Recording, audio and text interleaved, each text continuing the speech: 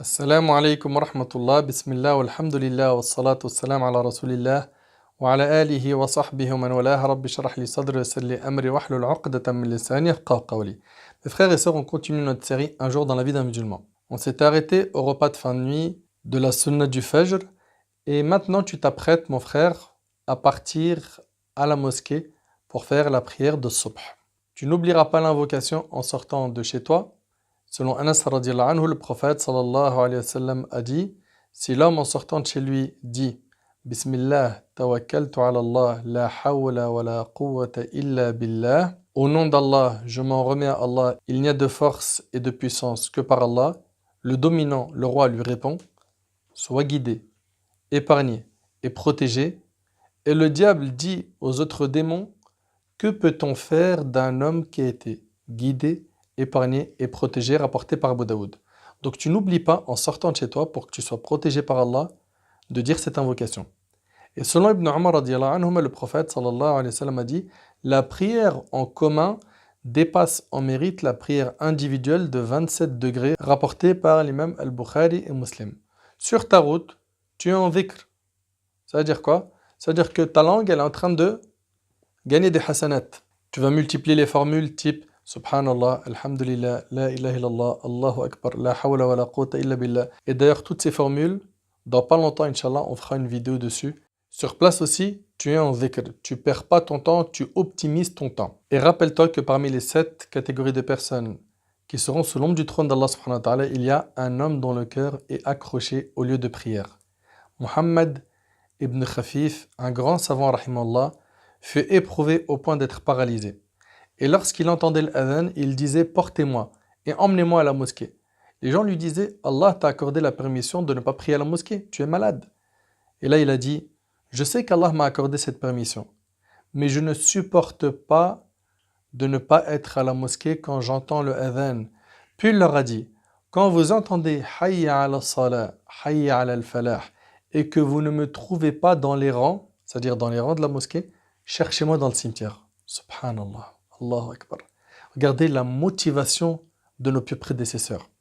Ibn al-Jawzi rahimallah a rapporté que Amr Abu Thabit Ibn Abdullah ibn Zubayr rahimahullah wa radiyallahu anhu ne délaissait jamais la mosquée. Il venait même bien avant l'heure de la prière. Un jour, il se retrouva dans le deuxième rang et il a dit: Allah al-Musta'an. Donc il s'est plaint à Allah, puis il a dit: par Allah, je n'ai jamais prié au deuxième rang, j'ai toujours prié au premier rang. Regardez, subhanallah, leur motivation et leur détermination à gagner le paradis d'Allah, subhanahu wa ta'ala, leur attachement au lieu de prière, leur attachement à la mosquée. Et pendant les derniers instants de sa vie, il entendit le adhan du Maghrib, suite à quoi il pleura longtemps. Ils lui dirent: qu'as-tu? Il dit: les gens prient à la mosquée et moi je prie à la maison. Ils lui dirent: mais tu es malade? Il leur a dit: par Allah, tant que je serai en vie, je prierai avec les gens. Portez-moi. Portez-moi pour que je prie à la mosquée. Ils le portèrent et l'emmenèrent, puis lorsqu'il fut dans la dernière prosternation de sa prière, Allah lui prit son âme. Allahu Akbar. Les gens firent leur salutation et ils le trouvèrent prosterné.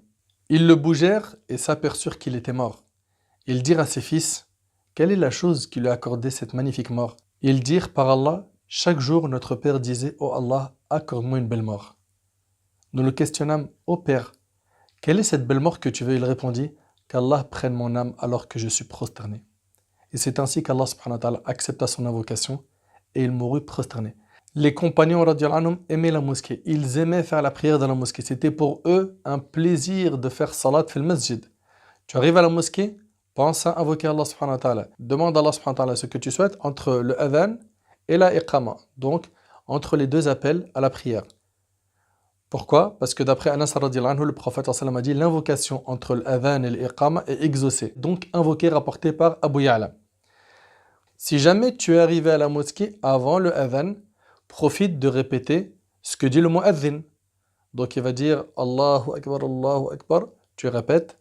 Il dit Ashhadu an la ilaha illallah, tu répètes. Ashhadu anna Muhammadan Rasulullah, tu répètes. Hayya ala salah, hayya al falah, tu diras La hawla wa la quwwata illa billah. Quand il dit Hayya ala salah, quand il dit Hayya ala al-falah, tu diras La hawla wa la quwwata illa billah. Quand il va dire As-salatu khayrun min an-nawm, la prière est meilleure que le sommeil, tu diras As-salatu khayrun min an-nawm. Est-ce que nos sœurs qui sont à la maison font de même avec le adhan qu'elles entendent à la radio? Non. C'est-à-dire que nous, on doit répéter derrière le mu'adhin, mais ça doit être un vrai mu'adhin, pas une radio. D'accord? Et à la fin du adhan, on dira Allahumma rabba hadhi ad-da'wati at-tamma was-salati al-qa'ima ati Muhammad al-wasila wal-fadila wa ba'athu maqaman mahmoudan alladhi wa'adtah. Et ça, on le dit pas après avoir écouté l'adhan à la radio. Non, il faut que ce soit un mu'adhin physique. D'accord? Et pour ce qui est de notre sœur, elle a le droit d'aller à la mosquée avec son mari, si elle le souhaite. Le prophète sallallahu alayhi wa sallam a dit « N'interdisez pas aux servantes d'Allah les mosquées d'Allah » et c'est rapporté par Muslim.